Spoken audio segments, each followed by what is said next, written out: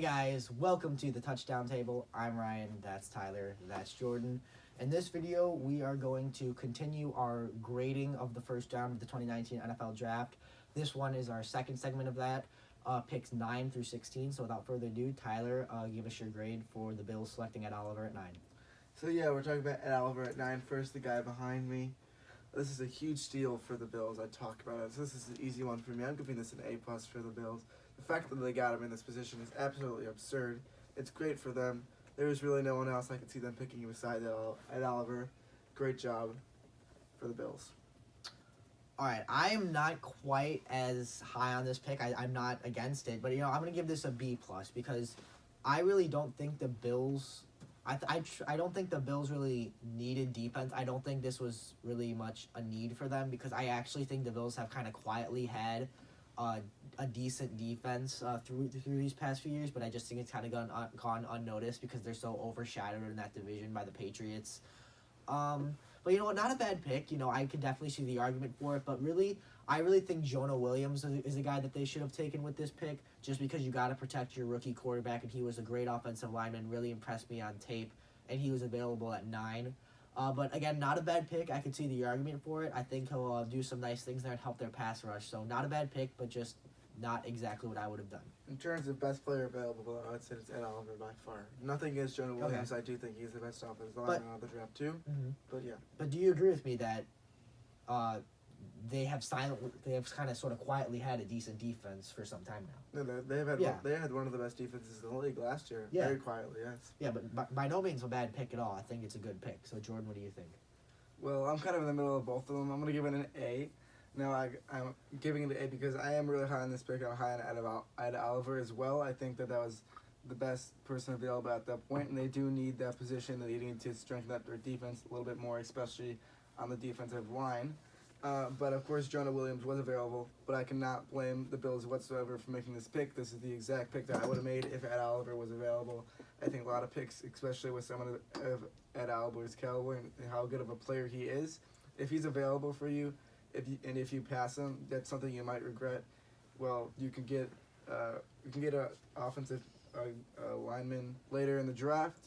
Of course, Jonah Williams or Jawaan Taylor, which obviously Jawaan Taylor went out later. I don't know who they would have wanted, but they had room to pick people up later at the offensive line level. But there's so much defensive talent that they knew that right now they had to take the best defensive player available, and that later that talent might not be available as offensive linemen could have been available in the second round. So I give that pick an A for the Bills. All right, move on to their next guy here, Devin Bush. The Steelers were originally at 20, I believe. They traded up to 10 to get Devin Bush. And for that reason, I believe it was a great pick, but the trade up I don't think was completely necessary, at least not that far up. So I'm going to give the pick a B+. I think it was a great pick. They had a need at the linebacker position. They got their guy at the linebacker position. Obviously, Devin White a little better than Devin Bush, but the talent there for Devin Bush is absolutely incredible. So I do think they got a good pick. Just trading up was not completely necessary. I'm not too harsh on that pick there. B+ for the Steelers with Devin Bush. All right, I'm going to give this just a plain B. I don't think it's a bad pick, but again, kind of what Tyler pointed out, the trade up. They made a huge jump from the 20th spot to the 10th spot, but they had to give up multiple picks. Denver got the Steelers' first-round pick, but also a second-round pick for Pittsburgh and a 2020 third-round pick. So Pittsburgh gave up a pretty decent haul. I think this was a little bit of a reach, not bad, but a little bit, so that's why the grade suffers a little bit. He's a good player, but I really don't know if linebacker was a position they really needed to trade up for in the draft. I think what I would have done if I were them, kind of waited at 20, taking the best player available there. And I felt there was a lot of depth at the linebacker position this year, so then maybe take a guy like Chase Winovich or even Mack Wilson later in the draft because I felt like there was a lot of good linebackers that would fall deep into the later rounds, which they did. Not a bad pick, but like you said, Tyler, I don't think the trade up was completely necessary. Jordan, how about you? Well, I'm going to give this pick a B+, and the reason that I say that is because, for one, the Steelers really did need a linebacker after losing Ryan Shazier. It's a position that they knew they wanted, and I feel like they liked Devin Bush so much that trading up 10 spots for them was the correct idea of what they needed to do. And then we always talk about, all three of us, we all say it, if you like a guy, you got to go and get your guy. But also, Devin Bush, he's very talented. He could deserve to be picked up in that exact spot, but I think he would have fell a little bit later. Now, do I know if he would have fell to them at 20? I'm not sure, but they wanted to get their guy. Like Tyler said, they might have gone a little bit. Well, you guys both said it. They might have reached a little bit to get him, but they got their guy. It's a position that they did need, so I give them a B plus for that. All right, we move on to the number 11 pick in the draft, that being the first offensive lineman. Like I said earlier, Jonah Williams, I do believe he was the best offensive lineman out of the draft. Close to guys that weren't even drafted in the first round, but that's a different story that we'll get to in a little bit. Jonah Williams, really good, solid platform. That's what I liked. He's able to keep his base and not let anyone get past him. That was the main thing that stood out to me when I watched Jonah Williams. He's just got such power. He can just block the guys that are bull rushing him in any situation. Just really good talent from Jonah Williams. Good pick. I'm gonna give it a minus.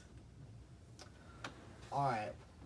I agree with a lot of what you said, but you know what? I'm going all the way. I'm giving this an A+. This was really the right pick for them. There were rumors that they could take a quarterback for their new coach, Zach Taylor, such as Dwayne Haskins or Drew Lock. But, you know, I like this pick. I was surprised that Jonah Williams fell out of the top 10. As Tyler said, I agree with a lot of what he said. You know, I was very high on him. I was impressed at how he gave his quarterback, Tua Tagovailoa at Alabama, time and space to throw constantly. He's very consistent, easily the best offensive tackle in the draft. I had him going 7th actually, so I was surprised that he fell this far. Very surprised that he fell past Jacksonville and Buffalo, two teams that were rumored to possibly be taking offensive linemen. But you know, just a good pick that'll protect Andy Dalton this year and really help that offensive line grow. So A+, the Bengals did the right thing here. Yeah, I'm gonna give this pick an A. Now the Bengals, I believe, if there was any position that they should have took in the whole draft, it would have had to be the offensive line. They had to beef up the offensive line. Of course, the defense for the Bengals is middle of the pack, not the greatest actually. But I feel like they trust in Andy Dalton. Yeah. And especially with Zach Taylor coming in, I'm not sure if he was ready to take a quarterback just yet. He wanted to test what he had so far. So I believe that Jonah Williams, possibly the best lineman in the draft, they decided to take him at 11, which you could say that he fell a little farther than he needed to. I don't know, depending on where you had him ranked. But I feel like this is the only pick that I could have seen him picking besides a possible quarterback after Devin Bush had just went off the board the pick before. So I give them an A. But they did end up getting Ryan Finley later in the draft too, so they did get a quarterback, They just did. not in the first round. Mhm. All right, the next guy will be popping up in a second, Rashawn Gary. Rashawn Gary is another guy I was really high on. Once again, the main thing that I saw with him was his speed and the way he can get around the line of scrimmage and get to the quarterback. There weren't really any negative things about Rashawn Gary. I don't like this pick for me because it's the Packers and Rashawn Gary is such a great player. I do like the pick though, and if I'm the Packers, I'm gonna say this is a pick for Rashawn Gary. I would expect to see big things from him in his rookie year. Yeah, I'm also gonna give it an A. I like the pick, and what I feel like we're kind of like the Packers are trying to prove that they're not demising. Like you just kind of get the feeling Clay Matthews is gone, Randall Cobb is gone, so it almost doesn't feel the same like those Packers from a few years ago that were always making deep playoff runs in the divisional and conference final round even a couple times. You know, the one against Arizona they made it to, and the conference final or championship against Seattle. So they were deep in the playoffs a lot. And so I feel like really what this pick is kind of doing, it's almost kind of giving like it's almost rejuvenating. I mean, Rashawn Gary's gonna wear number 52, I believe, and that's the number Clay Matthews is gonna wore in Green Bay. So I really think that this is just kind of a pick that's going to kind of start the new era of the Packers defense. I think he's very fast. I think he's very athletic. I think he'll do great things there. But I just really think this is kind of a mini transition period for the Packers, as many notable names have left in the past few years. Yeah, another thing about number 52 that's also Khalil Mack's number. So in the division, he's taking the big shot number. We'll see if he can live up to it. 52 in the NFC North, big number. Mm-hmm.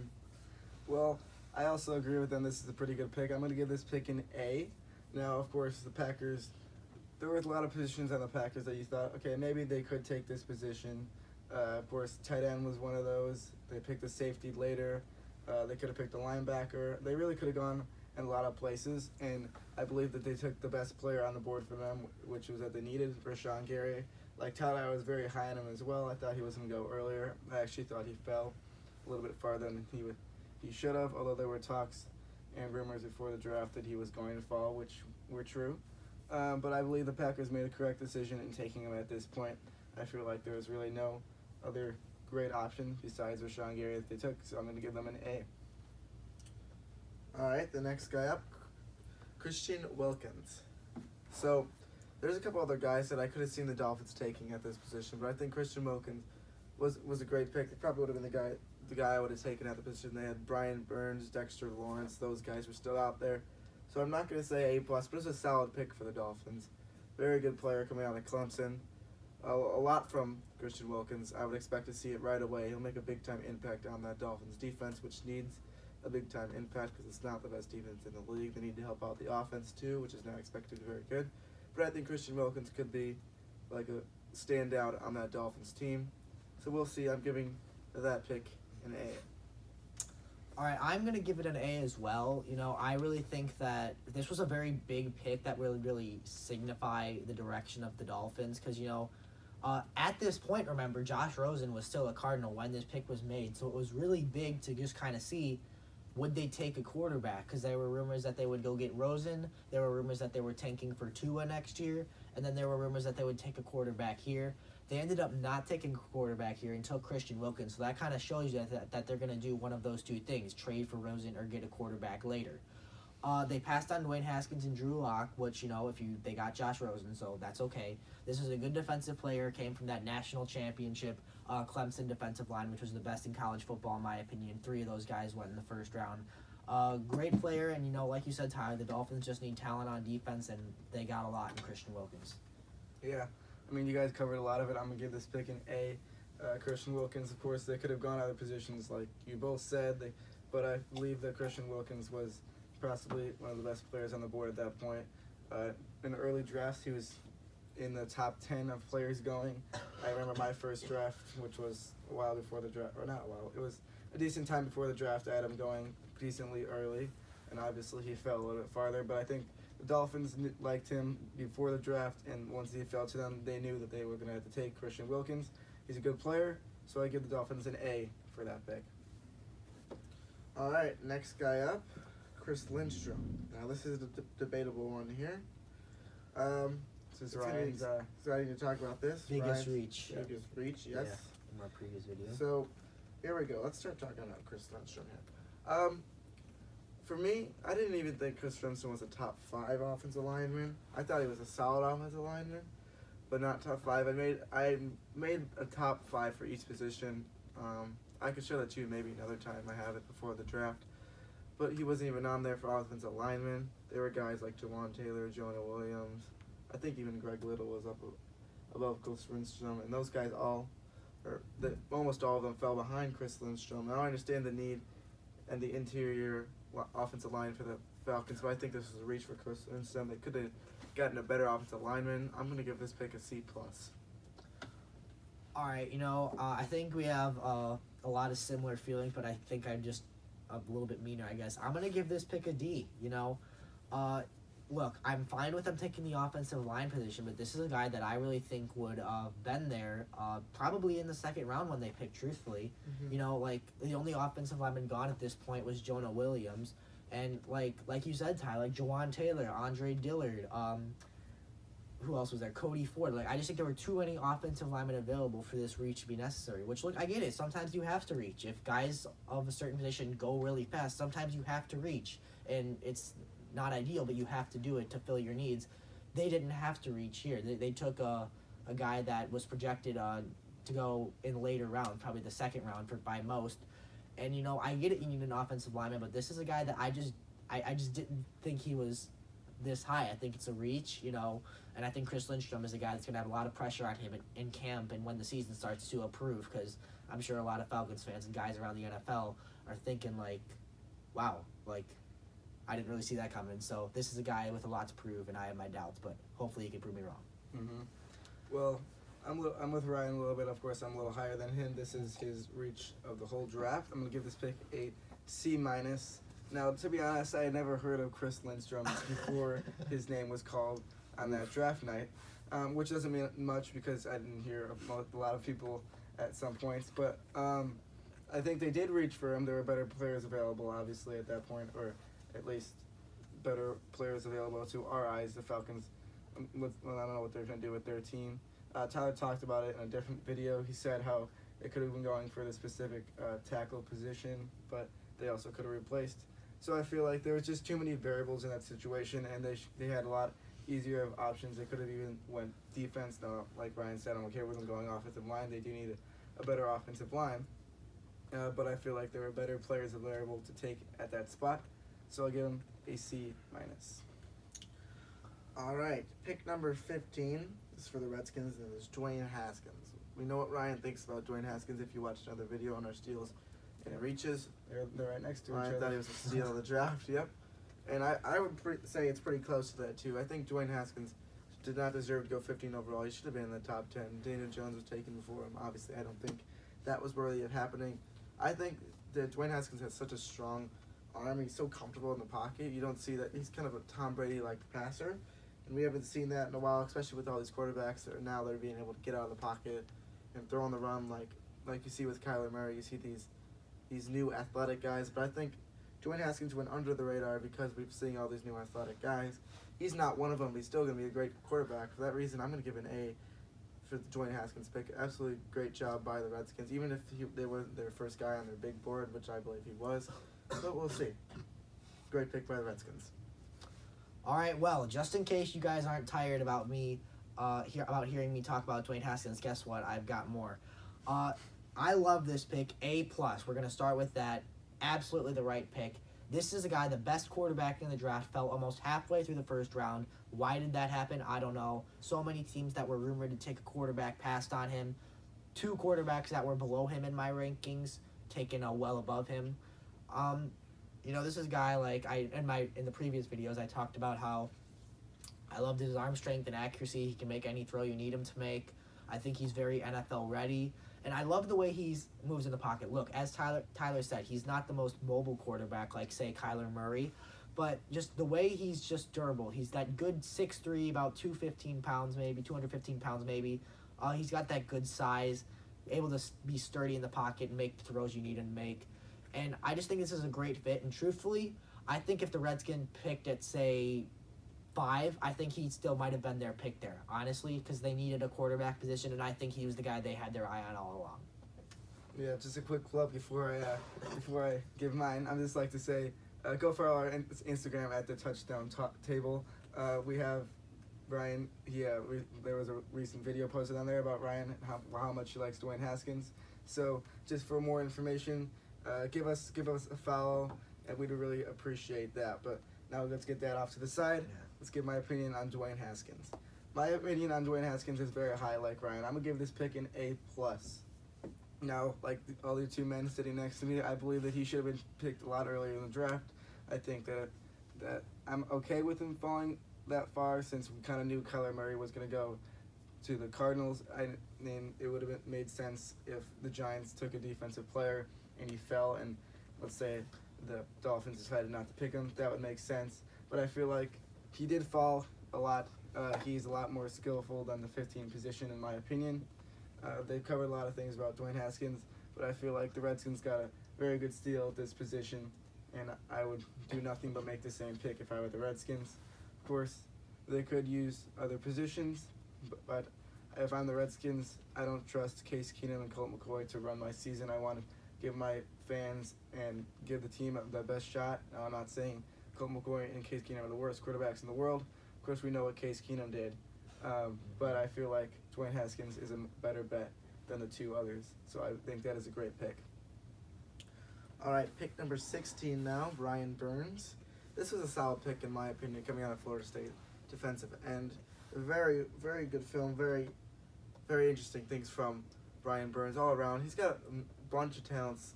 You can see him coming off the edge very well. You can see him dropping in the coverage very well. There's so much from Brian Burns. I'm giving it an A just because there's other guys that could have gone over him. Jeffrey Simmons, even though his injury, Dexter Lawrence, who ended up being picked next anyways. But a solid pick for the Panthers. I'm not going to go too much into Brian Burns. I'm not going to lie to you. because I was not very high on Brian Burns until about maybe 15 days from the draft when I decided, hey, people are starting to think a lot more of Brian Burns, so I started watching more and more of him, and I started to like him more and more, but I didn't get enough out of Brian Burns to talk about him for a long time. But a solid pick for the Panthers at number 16 for Brian Burns. Yeah, I don't think it's a bad pick, but I'm gonna go a little lower. I'm giving it a B, because okay, it's not a bad pick, but I really think Carolina should have done one or two things at this point. I think they should have gone offensive line, because every offensive lineman except for Jonah Williams and Chris Lindstrom was available, and Chris Lindstrom, in my opinion, as we talked about, should not have gone in the first round. So I think they should have taken maybe Andre Dillard would have been a better pick here. Like Garrett Bradbury. Maybe. Garrett Bradbury too. Center. Yeah, so I don't think it's a bad pick, but I think Carolina really needed an offensive line. I had them taking Dillard in my mock. I think they could have done that here. Or what I think they could have done, I think they could have taken Noah Fant, who is still on the board. I think that would have been a good pick with Greg Olsen starting to get older. But, not a bad pick, not exactly what I would have done, but, I don't think it's bad. I don't think it's that much of a reach to be concerned about. Do I think it was their number one need? No, but you know what? In the end, it adds out to a grade of a B. Mm-hmm. I'm gonna give this pick a B plus. Now Ryan literally covered almost everything I wanted to say, so good job to you. Thank you. But I'll just repeat the small amount. We'll keep it short. I think they could have gone other positions, but Brian Burns is obviously not a horrible player. It's a guy that they wanted, the guy that they got. They need that position at least somewhat, so I give them a B plus for that pick. All right, so there is our 9 through 16 picks. We're halfway through the draft. We're gonna do 2 more of these videos in the later future. I hope you guys enjoyed that video. We certainly had a lot of fun doing it. We spent all this time watching film and studying these guys, and now it's kind of showing. Well, most of us did. And now it's kind of our time to just let you guys know what we think about it. So once again, thank you for watching. Make sure to like, subscribe, comment down below anything you have, if you think we're wrong, if you think we're right. And we'll see you guys later. See ya.